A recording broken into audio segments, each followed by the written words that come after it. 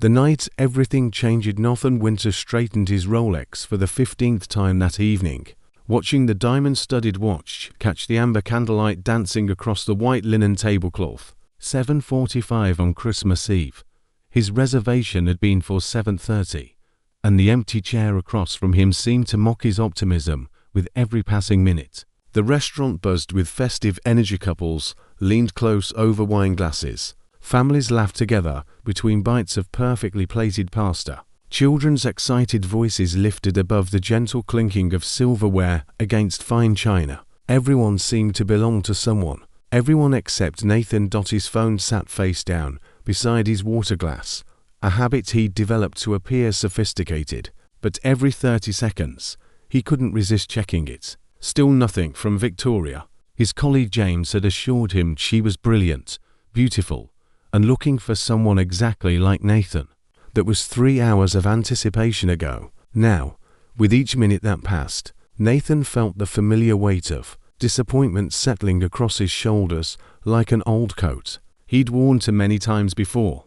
This was his 9th failed blind date in 2 months.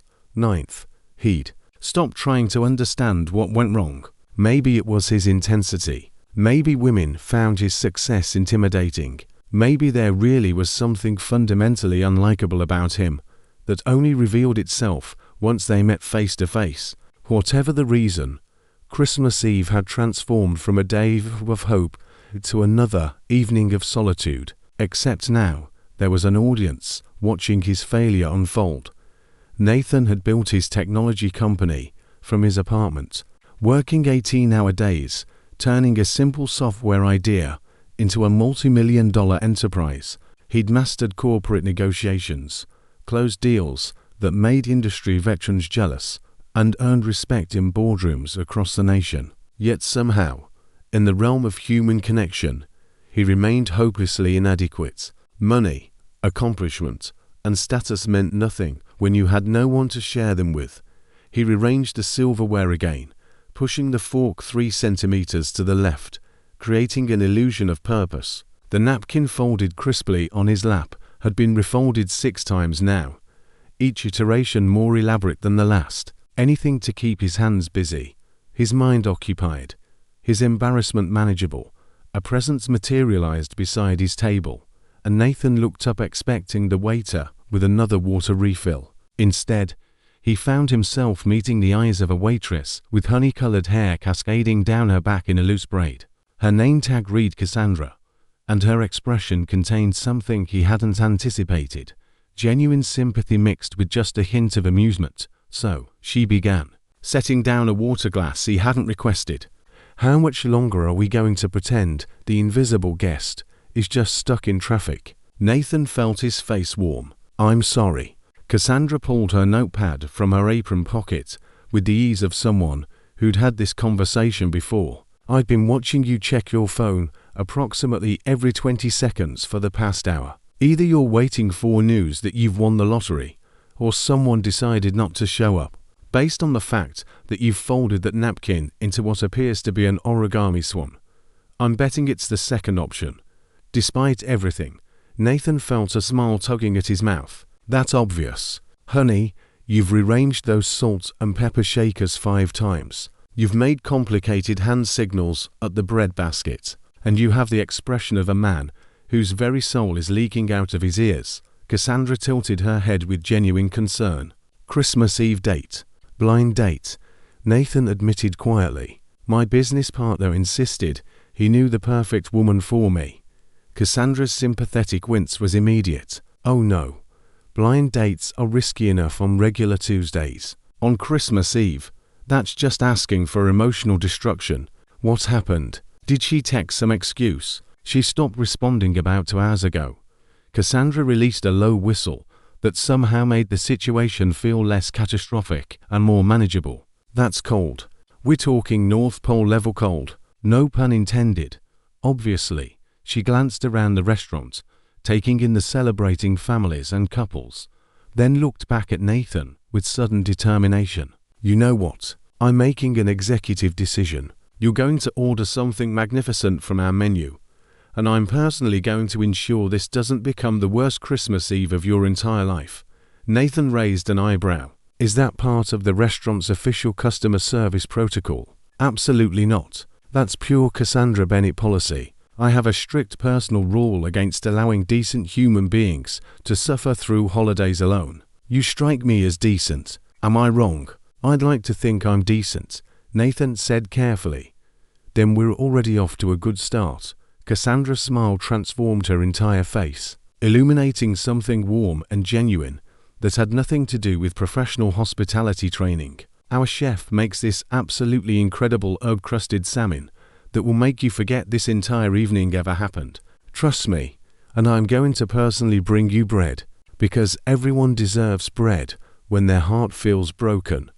In that moment, standing in an upscale restaurant, surrounded by strangers celebrating love and family, Nathan Winters met someone who saw him as a successful entrepreneur or a failed date, but simply as a person who needed kindness, and that small gesture of compassion became the catalyst for the transformation his entire life desperately needed. A Christmas morning that changed everything. Nathan woke on Christmas morning with snow falling silently outside his penthouse windows and Cassandra's hastily written address burning in his memory. He'd carried that napkin like a sacred artifact, reading it repeatedly, trying to decipher if he'd imagined the entire evening or if someone had genuinely invited him to their family's Christmas celebration. His logical mind presented arguments for staying home. He was a stranger to these people. Cassandra barely knew him. Her family would find him strange, awkward, completely out of place in their intimate family celebration. What if he showed up and she'd changed her mind? What if her family thought she'd lost her mind? What if he ruined their Christmas by being exactly what he'd always been? A man better at closing business deals than connecting with human beings. But beneath the rational arguments existed something more powerful. The memory of Cassandra's genuine laugh when he'd recounted his napkin folding anxiety. The way her entire face had transformed when she smiled. The feeling of being truly seen for the first time in years. That feeling was worth the risk. By early afternoon, Nathan found himself standing outside a modest house painted pale blue with a genuine wreath hanging on the red front door. The yard erupted with Christmas decorations that seemed excessive yet somehow charming. Inflatable snowmen stood beside hand-carved wooden reindeer. Multicolored lights traced every edge of the roof. The house practically announced its inhabitants' love of Christmas to the entire neighborhood. His hands trembled slightly as he rang the doorbell, holding a bottle of premium wine and expensive Belgian chocolates like protective shields. Cassandra opened the door wearing a green sweater with a ridiculous Christmas tree pattern, and her face lit up with genuine delight. "You came. You actually came. I was placing baits with my mom that you'd have second thoughts and send some polite text about a work emergency." "I almost did," Nathan admitted. "Several times. Come in before you freeze to death." Cassandra pulled him inside, where the air felt warm and smelled impossibly like cinnamon, roasted turkey, and something indefinably like home. The interior was exactly what Nathan would have expected from Cassandra. Colorful, chaotic, and completely unpretentious. A Christmas tree dominated the living room, decorated with ornaments that looked handmade across decades. Photographs covered every surface and wall, telling the story of Cassandra and her sister growing up through various awkward phases. The furniture didn't match. The paint on the walls could use refreshing, yet somehow the space radiated genuine warmth that Nathan's expensive penthouse had never managed to achieve. "Mom, Sophie," Cassandra called out. "He's here." A woman in her early 50s emerged from the kitchen, her hands covered in flour, her apron reading unofficial kitchen commander. She had Cassandra's same distinctive green eyes and a smile that could genuinely melt snow. Without hesitation, she enveloped Nathan in a hug that felt like coming home after years of wandering lost. "Nathan, welcome, welcome. I'm Ruth, Cassandra's mother. She hasn't stopped talking about you all morning, said you needed rescuing from a terrible Christmas Eve, and that you seemed like a genuinely good person who deserved kindness. Ruth's immediate acceptance created unexpected emotion in Nathan's chest. No one had ever welcomed him so unconditionally. A younger woman bounded down the stairs, wearing actual reindeer antlers that bounced as she moved. "Is this the guy? The one who got stood up by what's her name?" "Sophie. Manners," Ruth said gently. "What? I'm just stating facts."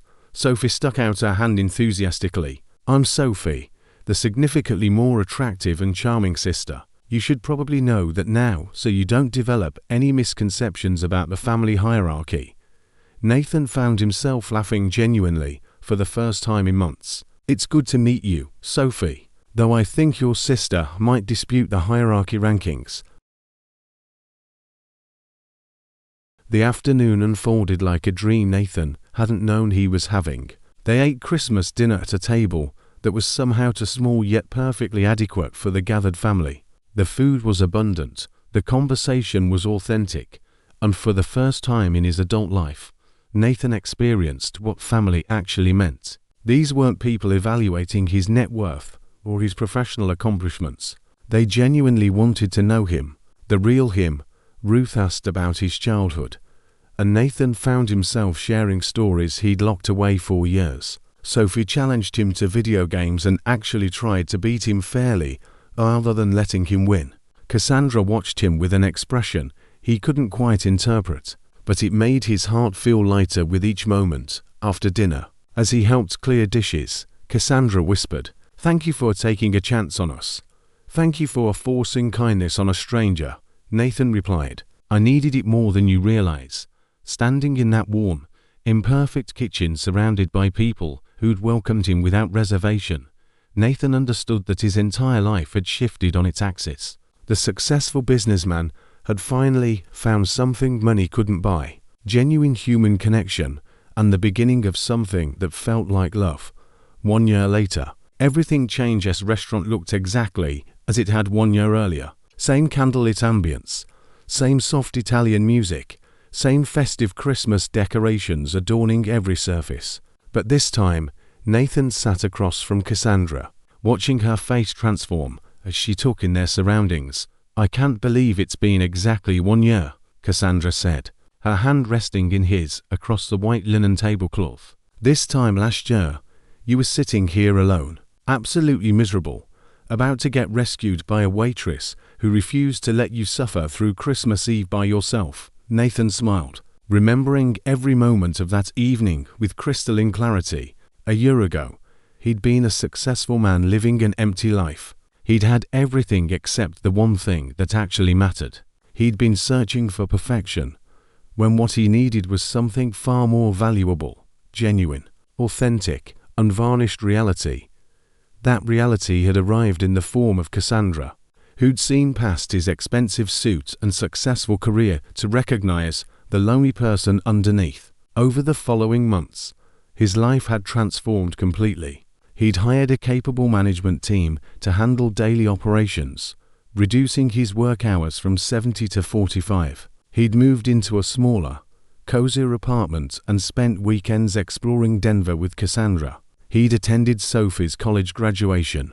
He'd celebrated Ruth's birthday. He'd become part of something real. Cassandra had enrolled in online classes toward her teaching degree, a dream she'd shelved years earlier to support her family. Nathan had helped financially, but more importantly, he'd encouraged her to believe in herself. He'd watched her grow into her potential, and it had been the most beautiful transformation he'd ever witnessed. They'd traveled together. They'd argued and made up. They'd experienced genuine conflict and learned to navigate it with respect and love. Nothing about their relationship was easy, but everything about it was real. That realness was worth infinitely more than the perfection he'd sought for so many years. Cassandra wore a simple black dress that evening, her hair arranged in an elegant updo, her eyes shining with happiness. She was beautiful not because of expensive makeup or designer clothing, but because genuine joy radiated from within her. "Cassandra, I need to tell you something," Nathan said, his heart pounding with nervous anticipation. "You're scaring me a little," she replied, squeezing his hand. "Is this the part where you tell me you've decided to move to California for work? Because Ruth will absolutely kill you, And honestly, I'm not opposed to helping her." Nathan laughed at her perfect ability to lighten moments when he grew serious. "No, California. Actually, the opposite. I'm asking you to stay in Denver with me forever." Cassandra's expression shifted from playful to curious. "Nathan, what are you doing?" He stood up from his chair, feeling the eyes of nearby diners turning toward their table. His hand trembled slightly as he pulled a small velvet box from his jacket pocket. Inside rested a diamond ring he'd spent weeks selecting, not because it was the most expensive, but because it somehow captured Cassandra's essence. Beautiful, genuine, timeless. "Cassandra Bennett, 1 year ago you saved my life without knowing it. You refused to let me suffer alone on Christmas Eve. You welcomed me into your family without reservation. You showed me what kindness looks like when it's genuine and unconditional. You've spent this entire year teaching me how to actually live instead of just surviving. You've shown me that real love is messy and complicated and absolutely worth fighting for." Nathan dropped to one knee, and the restaurant fell silent. "I want to spend the rest of my life with you. I want Sunday dinners at your mom's house. I want to watch you graduate. I want to support your teaching career. I want to build a life where success means having you beside me. Will you marry me?" Tears streamed down Cassandra's face as she pulled him up and kissed him with all the emotion she couldn't express in words. "Yes, absolutely yes, forever yes." The restaurant erupted in applause. Strangers celebrated with them. Nathan slipped the ring onto her trembling finger and felt his entire heart expand with gratitude. Later that evening, surrounded by Ruth, Sophie, and extended family members at the Bennett house, Nathan raised a glass to second chances, to kindness, to the woman who saw value in a lonely stranger and changed his entire life. Ruth raised her glass to family, chosen and given. Sophie added, to love that actually matters. Cassandra, her hand in Nathan's, finished, to every Christmas from this moment forward. Outside, snow fell gently across Denver. Inside a modest blue house, to people who'd found each other against impossible odds, celebrated the greatest gift of all, genuine, transformative love. The lonely businessman and the compassionate waitress had become much more. They'd become each other's greatest adventure, each other's reason for believing in miracles, and that was enough.